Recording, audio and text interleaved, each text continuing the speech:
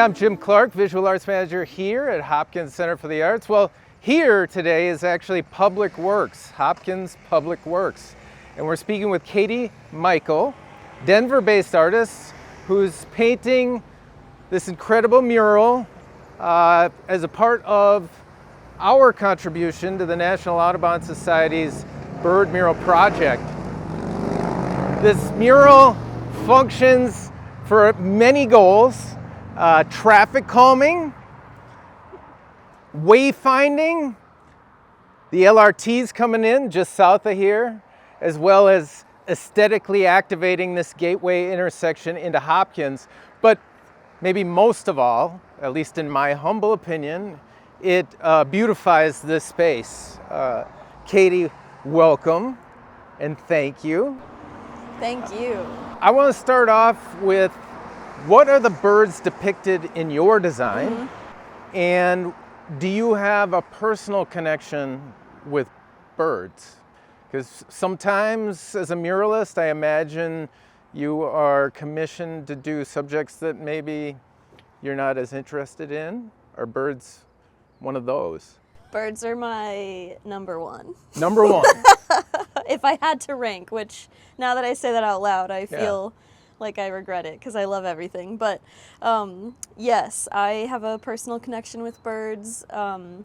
I have been doing art independently for 3 years now, but before that, a little bit before that, I worked in conservation and field research, and one of my jobs was working for the Golden Gate Bird Alliance in California. Yeah.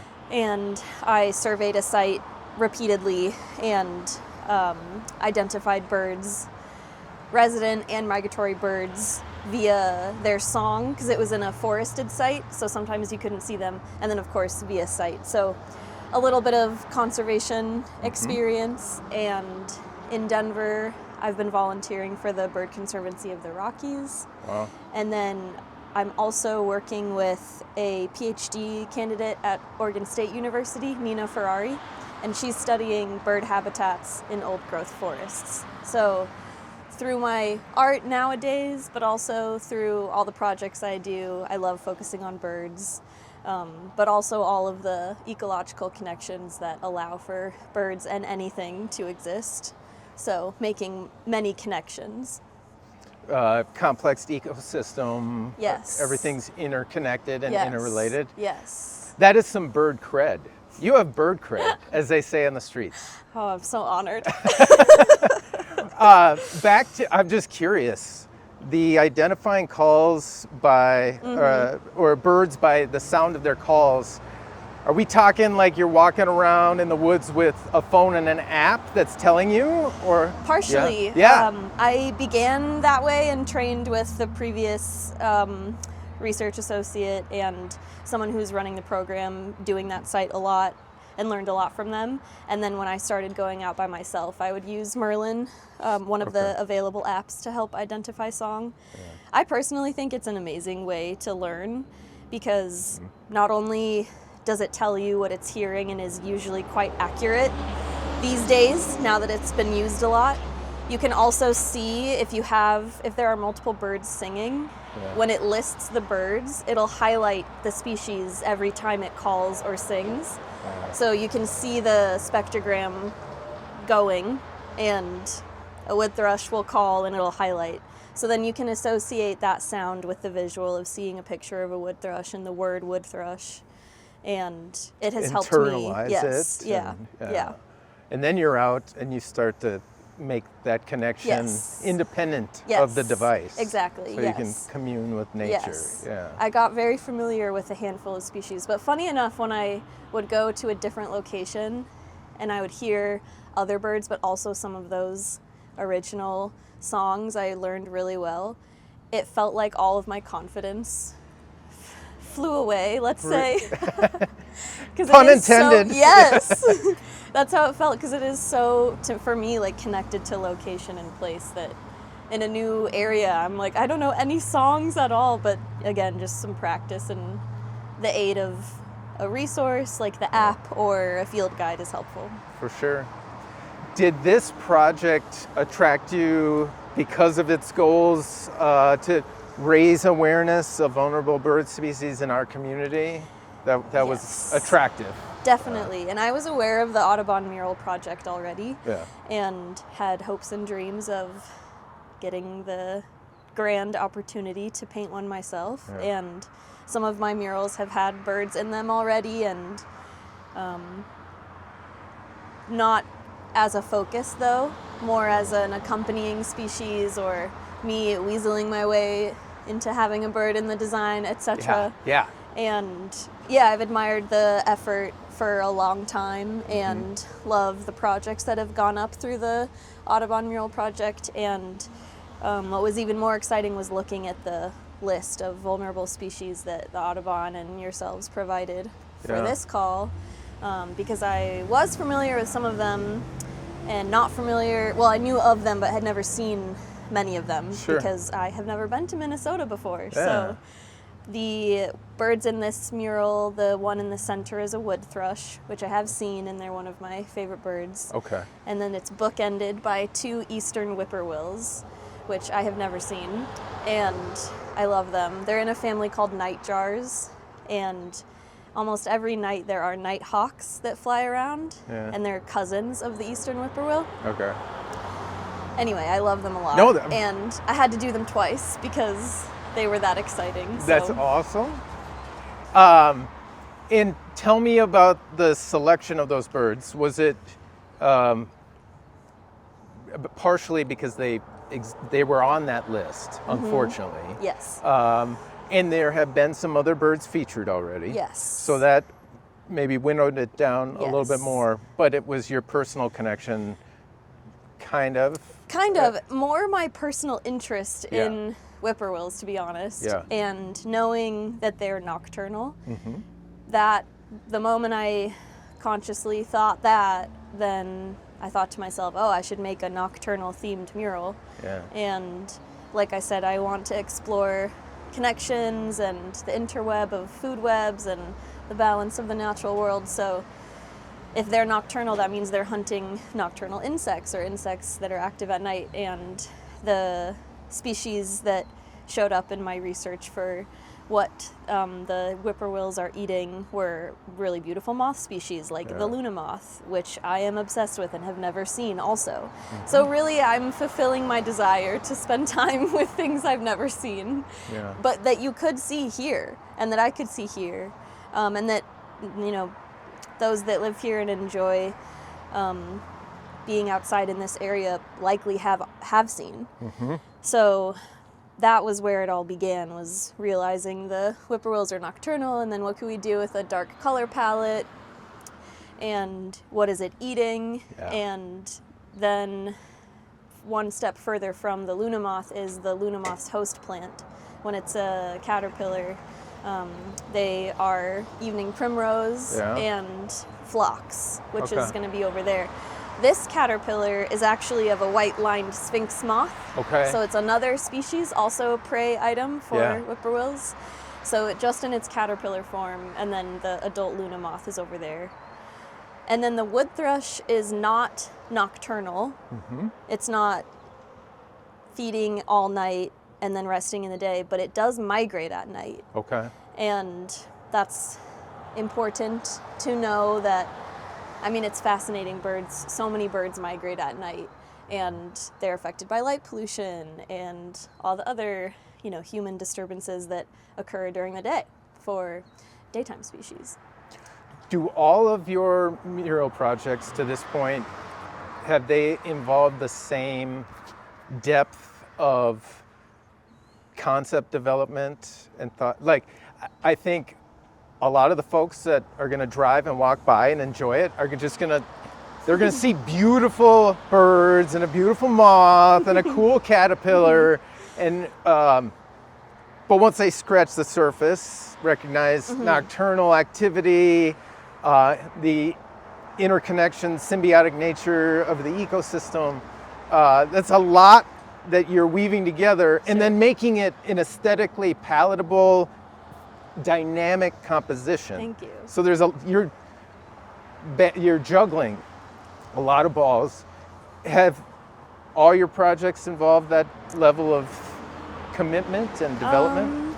Not to put you on the spot. No, thank you. Yeah. Thank you for that and that enthusiasm. I think most of them have, maybe not to this extent, but what I do know that I try to do with every project is to be extremely site specific and create some kind of narrative that's important to me and that I think would be important to viewers even if they don't know about it.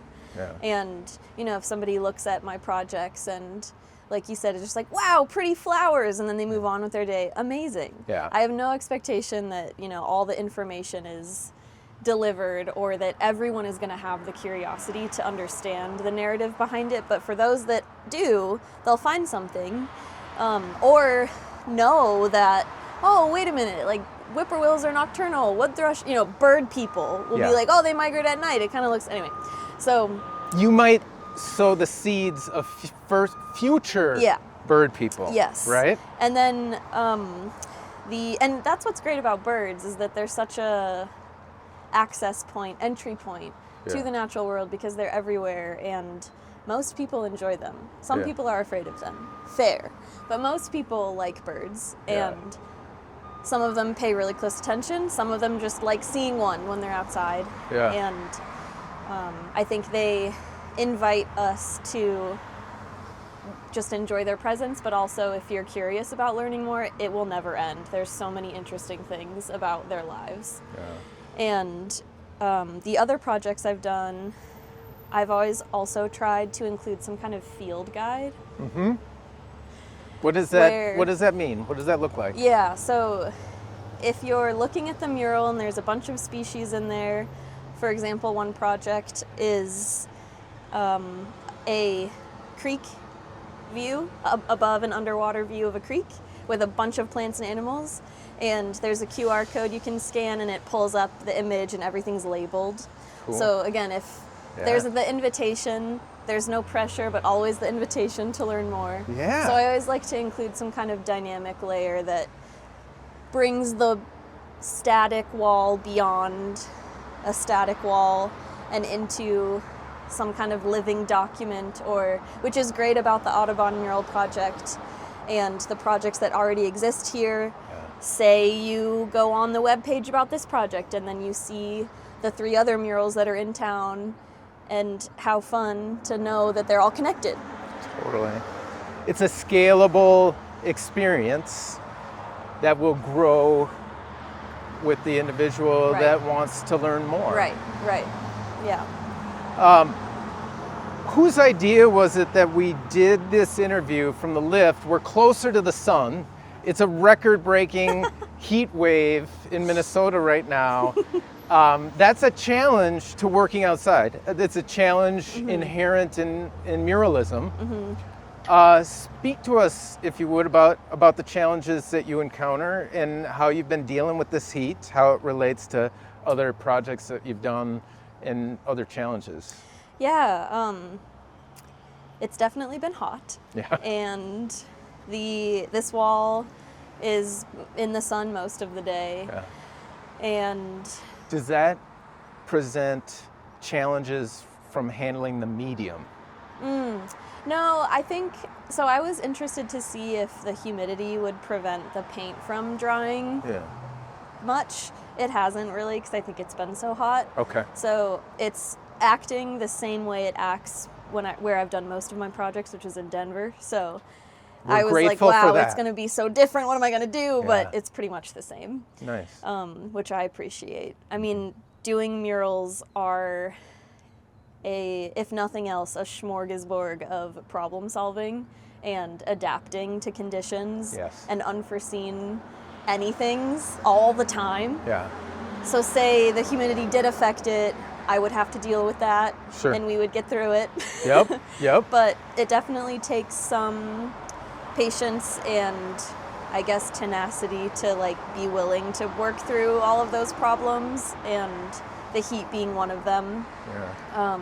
But there are a lot of tricks to be had to deal with the heat, and It's really nice working at Public Works because it's air conditioned on the inside. I can take lots of breaks. They've been welcoming. They've been so welcoming. Every day they ask if I need anything, if I have enough water, if I need ice. So it's actually been quite comfortable despite the heat. Psychologically, the heat and the conditions have been challenging because of the whole point of the Audubon mural project, which is to highlight bird species that are sensitive, especially vulnerable to climate change. Yep.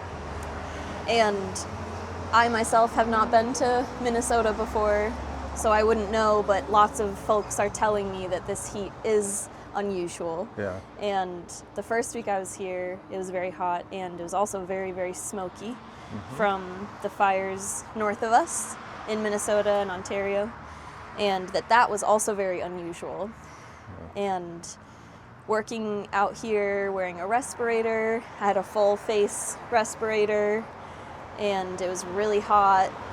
And yeah, I feel a lot of climate grief all the time. Yeah. And knowing that this project is specifically about the climate crisis and everything that is sensitive to it, including us and birds, just felt appropriate and upsetting and important and useless all at the same time. And I think what I find myself trying to be better at every day is holding all of those truths at once and deciding to devote time and energy to something, some kind of action. In this case, it's painting this and collaborating with folks like yourself and people who care to hopefully project towards a time that maybe these birds are taken off the especially sensitive list because their populations are more stable. And the title of this was going to be nocturnal, but then I realized that was inaccurate because the wood thrush isn't actually nocturnal. So now it's called After Dark. Nice. Which describes everything that you're seeing happening. Whippoorwills, hunting. I guess the wood thrush is perched, but it's taking a break from migrating to eat a winter berry. Yeah. So it's the literal meaning, but as I've been here and thinking about the concept and the force that is the Audubon Mural Project, I also see it as a more conceptual title too, that's describing a time maybe that's after this very intense climate crisis time period that certainly isn't over and could hopefully be improved because of our actions. For sure, for sure. Speaking of challenges, this facade is not a flat brick wall that I think, if you say mural, people imagine a pristine canvas of CMU, really flat. We had over 100 submissions for this call. Wow. It ended up being an international call. We had artists submitting from everywhere in incredible designs, right? But there's just this one wall, and the design spoke to the Public Art Committee, Hopkins folks appointed by City Council, residents and stakeholders interested in the aesthetic development of the city. Not just from the design, but also the way you had approached complex existing conditions on other projects. And so we knew that you'd be able to address this. Are those challenges something that attracted you to muralism, or is it just something that you know that, well, I got to deal with this?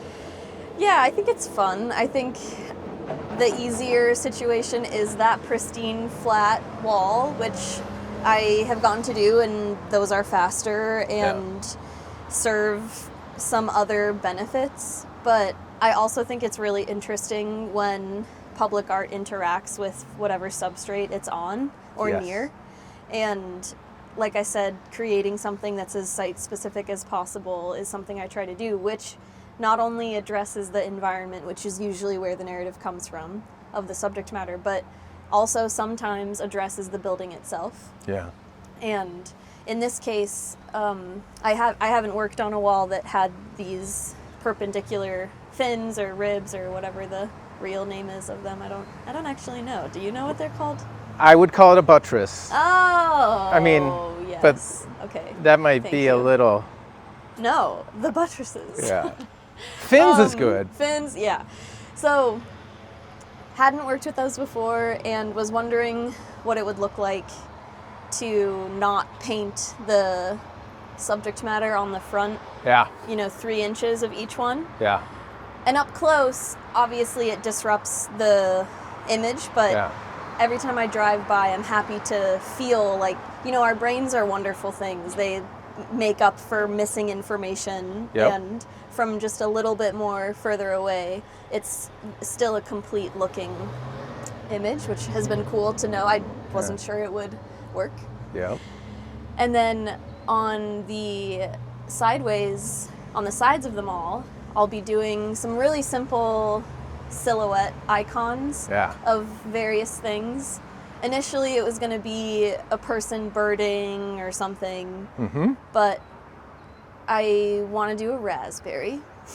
And just things that, again, are like small odes to this place and the mural and who's in the mural. So silhouettes of more moths that are native to here, silhouettes of more birds, silhouettes of binoculars. So there's 18 of them, and they're double-sided, so I could potentially do 36, but I don't have to do that many. So if you have any ideas, let me know.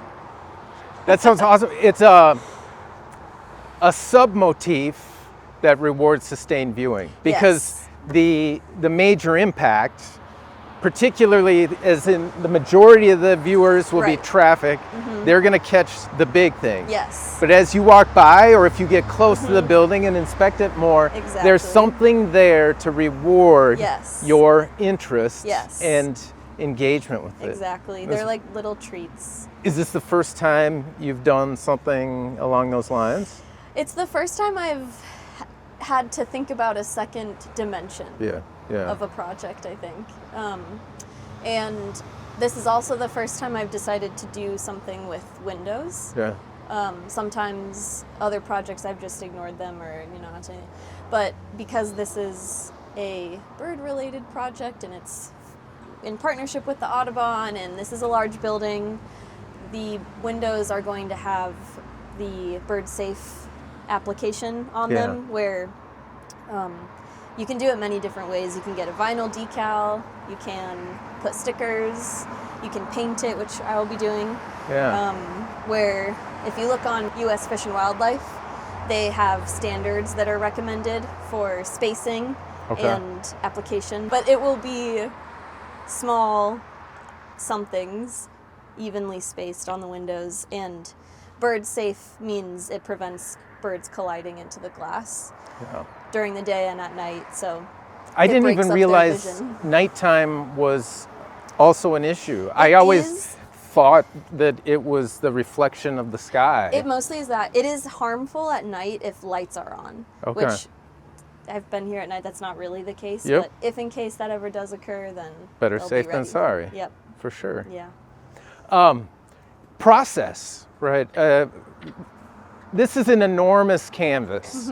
So can you walk us through, I know because I was in on the process a bit, you submit working conceptual drawings, but I would imagine even without the necessity of design documents as a part of the application process, you would do drawings to prepare for it. Yes. And then to scale that up, and on the white silhouettes, the underpainting, we see some grid marks. Yes. And so it appears that you utilize the grid.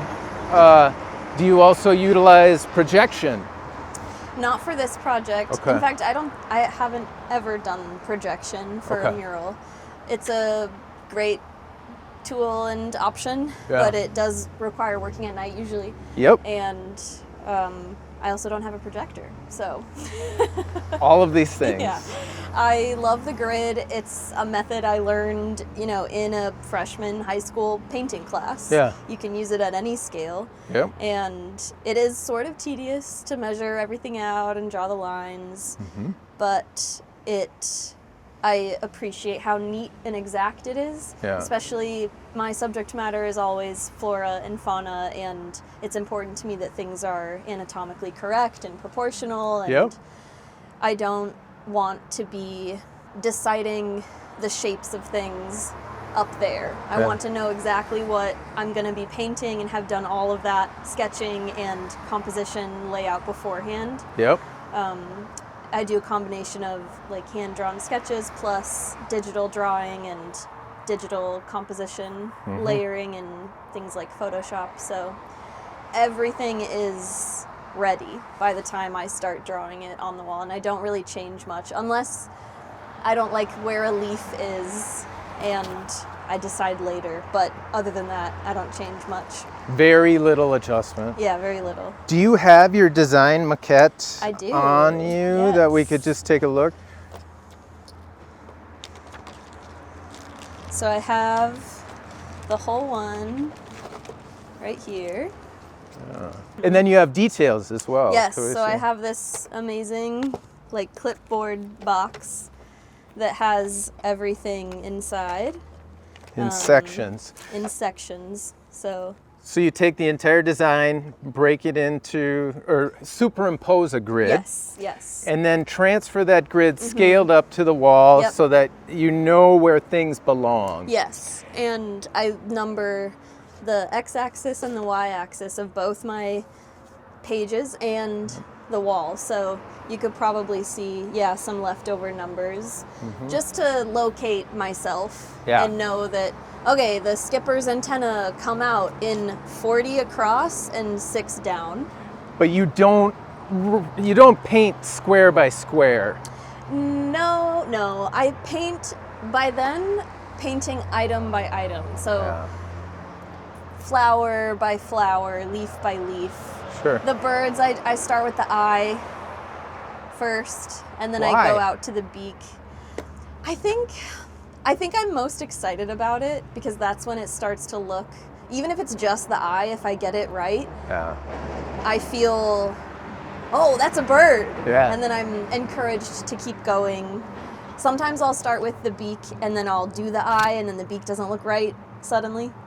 So I've found that that's my preference of both excitement and potentially accuracy, but who's to say? I would think some folks would, because it functions in that way of like tying everything together and suggesting bird, like they might save it as the reward for the end. Which so many people do. Yeah. I see that on the internet and in other artists, and I honestly commend them because I could never. I need the wind in your instant sails. Validation, yes. That's spectacular. Spectacular. Another process question, Katie, the type of paint you use.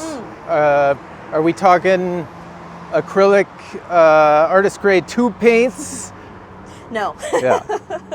We sometimes, if I need a very specific bright color, which I thought I would for this, but I'm very happy with what I am using, which is exterior latex paint, both from Home Depot, Behr, and then Benjamin Moore from Ace. Yep. High quality exterior grade paints. Yes. A good pigment load. You get the color you want. Yes, You get exactly. the texture that you want. Yep. And you use it regularly. That's always what I use. Yeah. And I prime the wall. The white is dual purpose primer to get the wall ready and seal it in, allow for maximum paint adhesion, but it's also a great white canvas. Yeah. And then, yes, the exterior paint goes on top, and I usually buy kind of like a core set of colors. Yeah. And then mix every intermediate thing that I need, either in new containers before I start painting, or as you can see, I do keep some of them open. Yes. And then I mix them on the wall or just in the brush. Yeah. Wet and wet. Yes, exactly. Yeah. So this is these are all the colors, both ones that I have purchased as is, and then mixed a few, and I label them with like a whole Spectacular. numbering system. Yeah. And then when I'm drawing the design, I'll often write the You'll note name it or the in- number of the color. Yeah. I think I see it 15,34. That's the yeah. grid number. Oh, okay. But let's see, I guess I didn't really, well, so the berry, which is the winter berry, which is white by now, I've done some of it, so I Yeah. like know which colors. But when I start, like when I did the primrose, I was writing P2, which is primrose 2, all over the place, to know that that huge chunk was gonna be P2. And it's funny, every time I do this being paint a large mural, it surprises me every time how much I don't trust the shape of a thing that I drew with the grid when I'm right up against it. I'm like, that's too big, and surely that's wrong. Yep. But it's not. Yeah. It's just because everything's really big. Because you're so close. Yes. The anamorphic perspectival distortion of being right up on it. Yes. Yes. Awesome. Yes. Catie, thank you so much for contributing your work Oh, to our community aesthetics and also awareness. Thank you so much Appreciate for you. having me. I'm Yeah. truly honored, and it's been the best project, and so supportive and friendly, and I can't wait to come back.